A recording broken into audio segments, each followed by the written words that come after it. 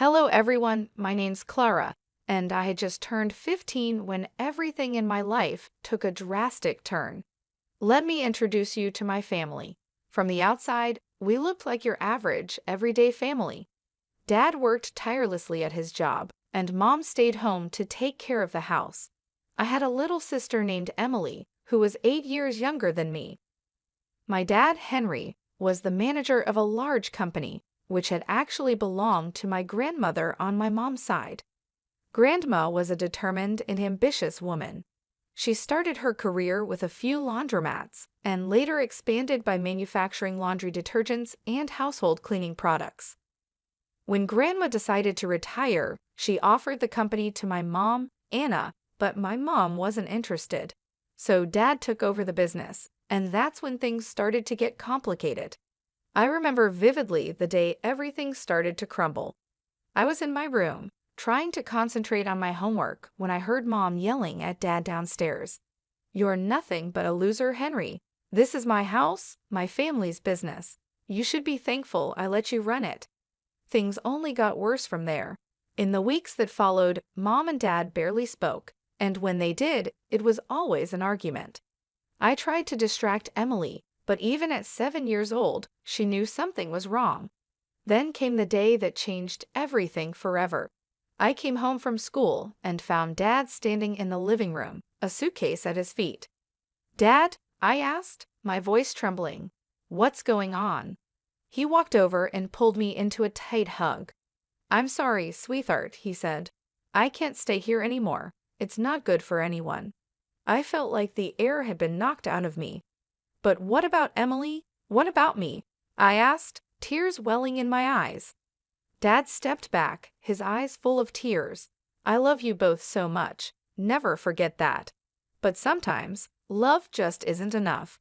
He kissed my forehead, then knelt down to hug Emily, who was watching with wide, confused eyes. "Be good for your big sister, okay, pumpkin?" And just like that, he was gone. The door clicked shut behind him, leaving me feeling hollow and lost. When Mom came home an hour later, I told her that Dad had left. She didn't seem surprised. She just nodded, like she had been expecting it. "Good riddance," she muttered. "Mom, I couldn't believe what I was hearing." "How can you say that?" She turned to me with cold, hard eyes. "Your father cheated on me, Clara, over and over again. I couldn't take it anymore." That night, everything changed forever. As I lay in bed, I could hear Mom talking on the phone in her room. She was laughing, happier than she had been in months. I wondered who she was talking to, but I was too exhausted to care. Just when I thought things couldn't get more complicated, Mom hit us with another bombshell. One morning, while we were having breakfast, she casually announced, "I have some news. I'm getting married." I nearly choked on my cereal. "What?" "Mom, Dad's only been gone for 3 months." She waved her hand dismissively. "Sometimes true love happens unexpectedly, Clara. You'll understand when you're older." 2 weeks later, Paul moved in. He was okay, I guess. Tall and handsome, in a way that made people say, "Oh, he seems nice." But something about him didn't sit right with me from the beginning. He made an effort with Emily, playing games with her and helping with her homework, but with me, it felt like I didn't exist. Meanwhile, things were changing at the company too. After Dad left, Mom took over and brought Paul with her to work. They seemed to work well together, always talking about business plans. I tried to focus on my own life, school, friends, and the usual teenage stuff, but it was hard to shake the feeling that I was becoming invisible in my own family. Things got even worse when Mom and Paul announced that they were opening a new branch of the company in another city. One evening, Mom said, "We're moving. It's a great opportunity for the business." Then she added, "Paul and I have been talking, and we think it's best if you stay here." I couldn't believe what I was hearing. "Stay here? Without you?" I asked, shocked.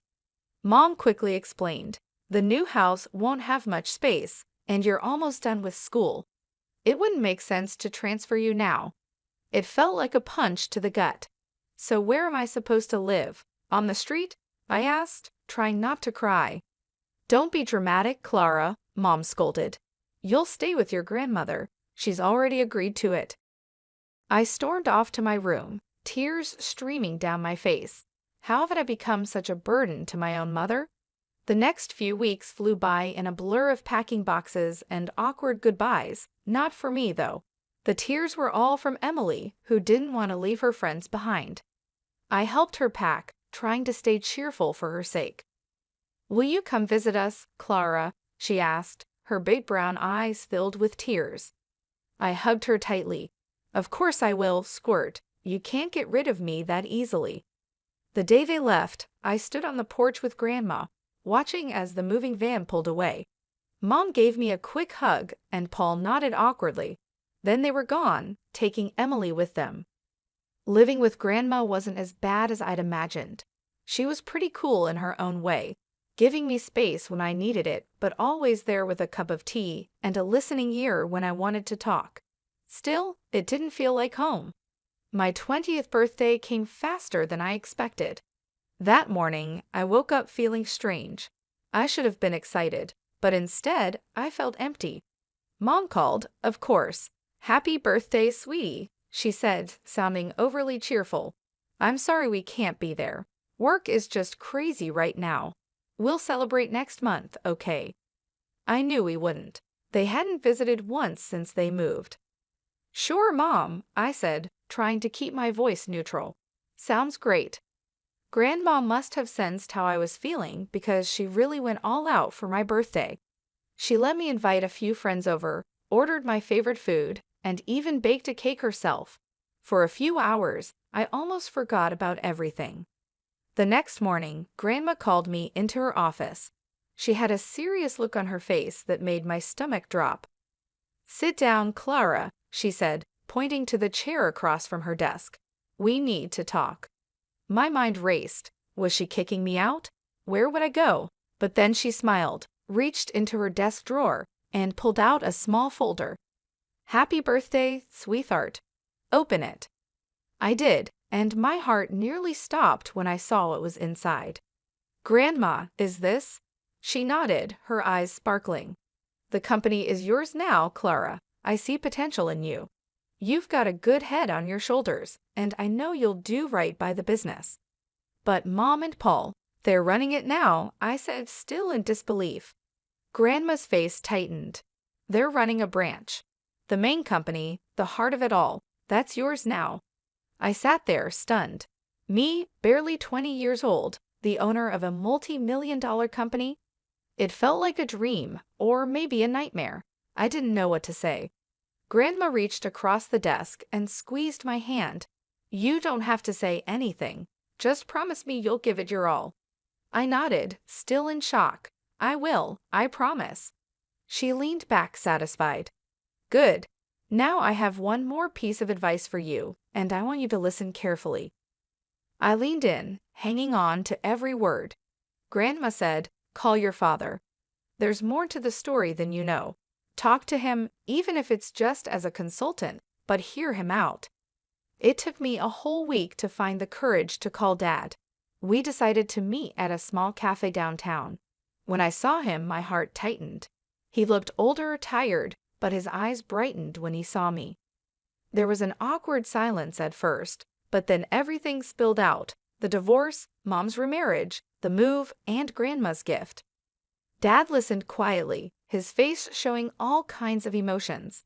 When I finished, he took a deep breath. Clara, there's something you need to know about the divorce. Then he told me everything. How Mom never respected him, always belittling him and making him feel worthless. He explained that, after a huge fight, he got drunk and made the biggest mistake of his life. I cheated on her, he admitted, his voice heavy with guilt. I regretted it right away, but your mother used it against me. She threatened to take everything, even you and Emily. She wanted me to leave, give her all the property, and pay alimony. I sat there, stunned. This didn't sound like the Mom I thought I knew. Why didn't you fight it? I asked. Dad looked at me with sadness and love in his eyes. Because of you and Emily. I didn't want you both to go through a messy public divorce. I thought this would be easier.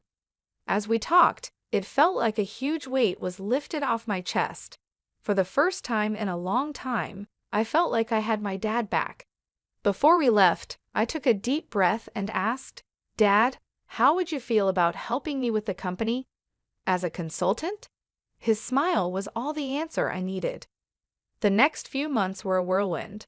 I studied for exams, spending long nights cramming. Before I knew it, I was standing on stage at my high school graduation, diploma in hand. Grandma was in the audience, beaming with pride. Mom and Paul were nowhere to be seen, but by then, I had learned not to expect much from them. As summer came, I focused on college applications, with Grandma's support and Dad cheering me on from afar. I aimed high. When the acceptance letters started arriving, I could hardly believe it. But the biggest surprise came when I opened the financial aid package from my top choice, a full ride. I stared at the letter in disbelief. Grandma cheered and pulled me into a hug. "I knew you could do it, kiddo." All those late nights and competitions paid off. I decided to major in business management. It seemed like the smart choice, especially now that I had a company to think about. The idea of running a business still felt unreal, but I was determined to make Grandma proud. To celebrate my college acceptance, Grandma decided to throw a small party, just the two of us. We got some fancy takeout and a bottle of sparkling cider.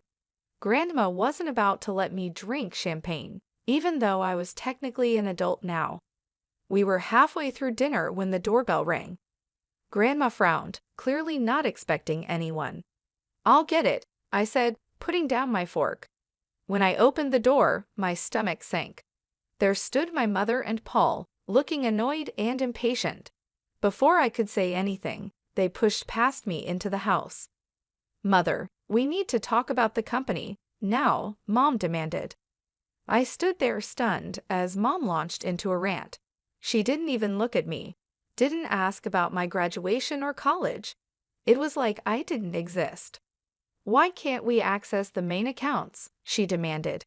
"And why are you blocking the transfer of funds to our branch?"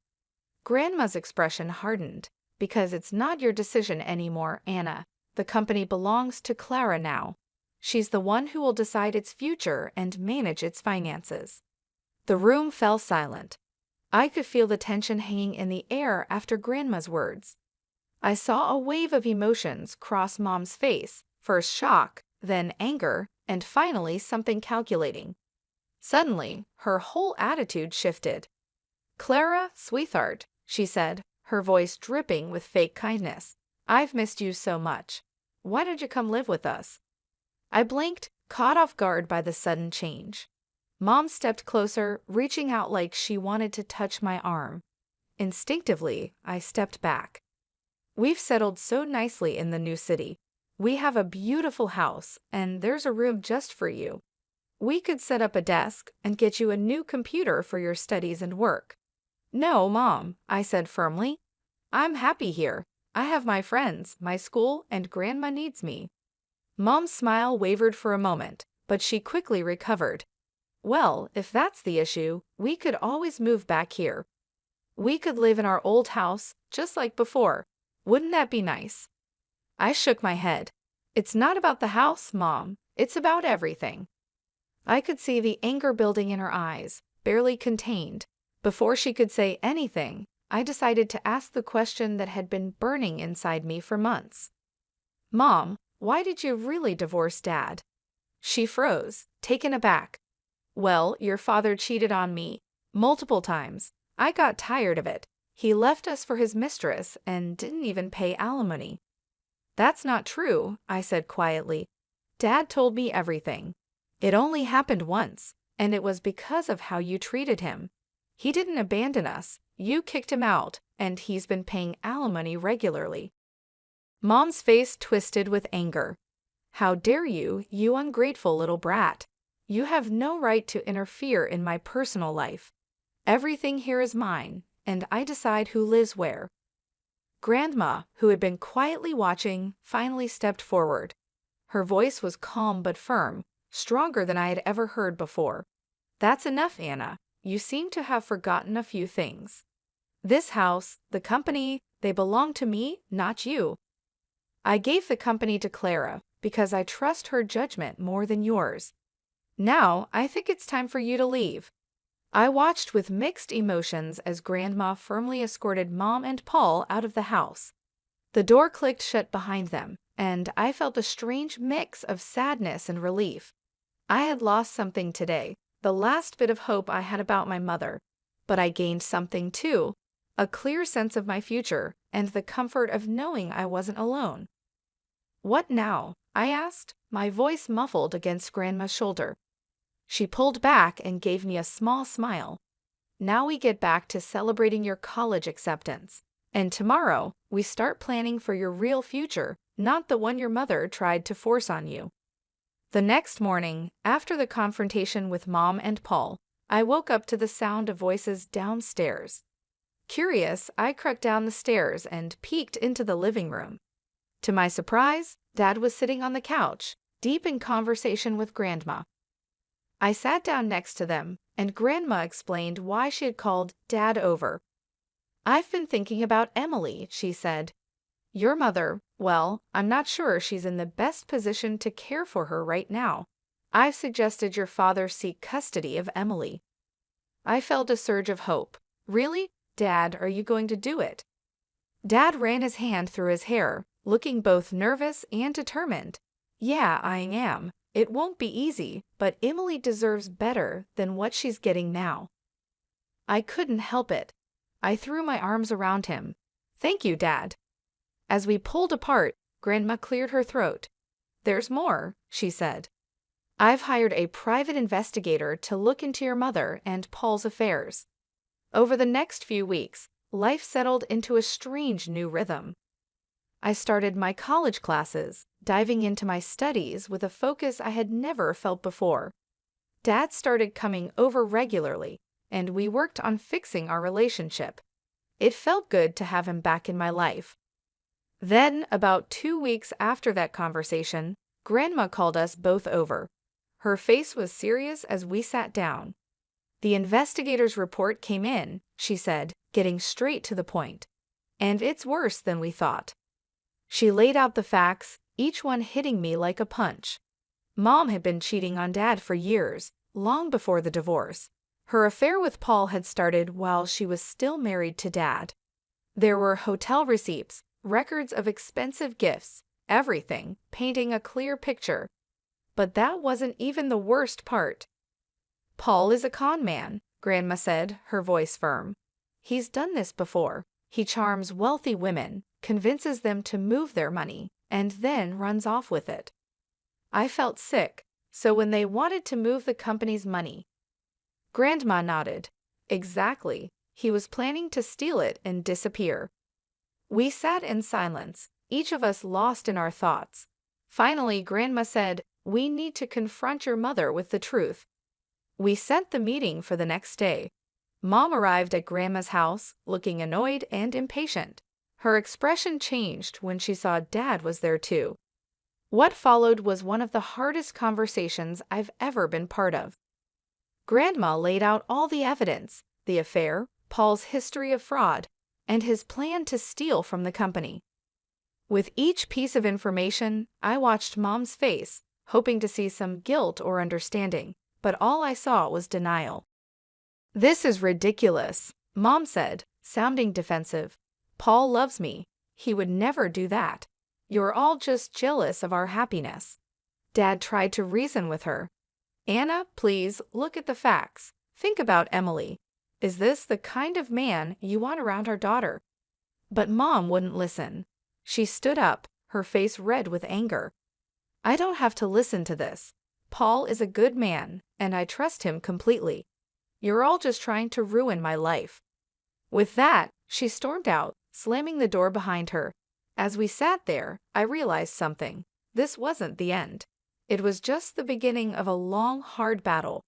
But looking at Dad and Grandma, I knew I wasn't facing it alone. The next few months were a whirlwind of legal battles and emotional ups and downs. With Grandma's strong support and her legal expertise, Dad filed for custody of Emily. I tried to stay focused on my studies, but it was hard not to get distracted by everything happening around me. The date of the custody hearing came, and I insisted on being there. The whole thing was tough. Mom's lawyer tried to make Dad look like he hadn't been involved in our lives, but our lawyer was ready. He showed proof of Dad's regular alimony payments, how he had tried to keep in touch with us, and the stable life he had now. Then came the big shock, the private investigator's report about Paul's criminal past and their plan to steal from the company. I watched Mom's face as the truth came out. First, she looked shocked, then angry, and finally lost. For a moment, I almost felt sorry for her, almost. When the judge granted full custody of Emily to Dad, I felt a mix of emotions, relief that Emily would be safe, but also sadness that it had come to this. As we left the courthouse, Emily in Dad's arms, Mom approached us. "This isn't over," she hissed, her eyes full of anger.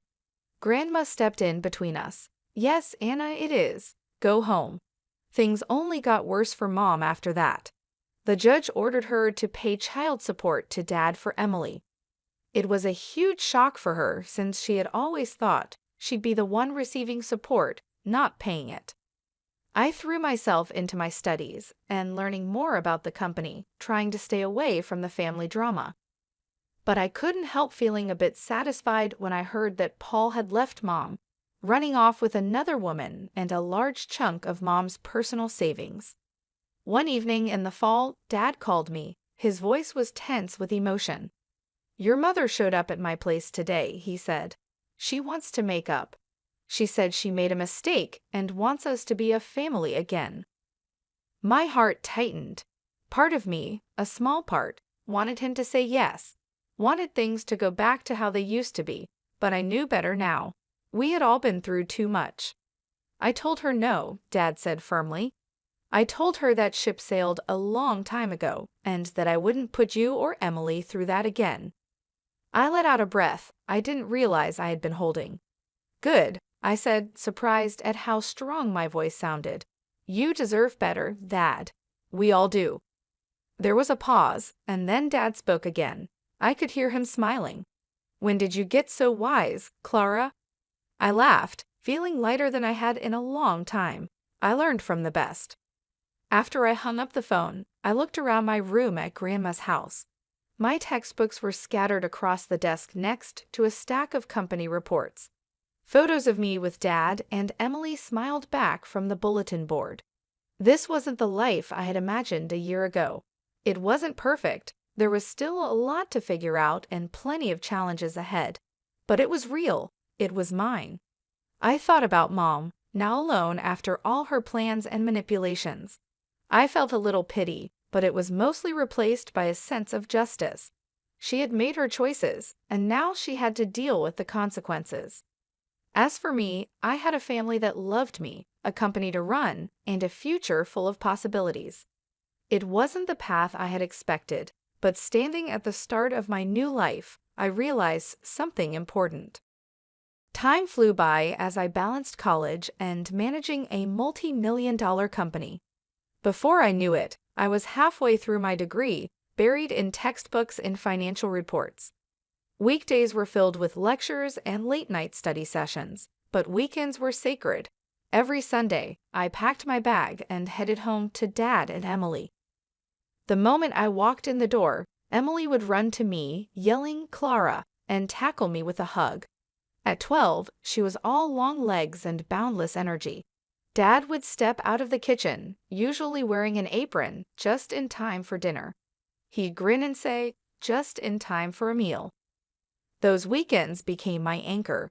We'd eat dinner together, with Emily excitedly talking about her week at school, while Dad and I discussed the company. After Emily went to bed, Dad and I would often stay up late, going over business strategies. Thursdays were always spent at Grandma's, where she cooked up a feast, filling the house with the smell of roast chicken and apple pie. After lunch, we'd sit on the porch, talking about everything and nothing. "I always knew you had it in you, Clara," Grandma would say, squeezing my hand. As graduation got closer, I felt both excited and nervous. Dad, true to his word, was running the company smoothly while also preparing me to take over. One evening, he told me, "I'm ready to hand over the reins whenever you are." I hugged him tightly. "Thank you, Dad, for everything." Life wasn't perfect, and there were still challenges ahead, but we were ready for everything.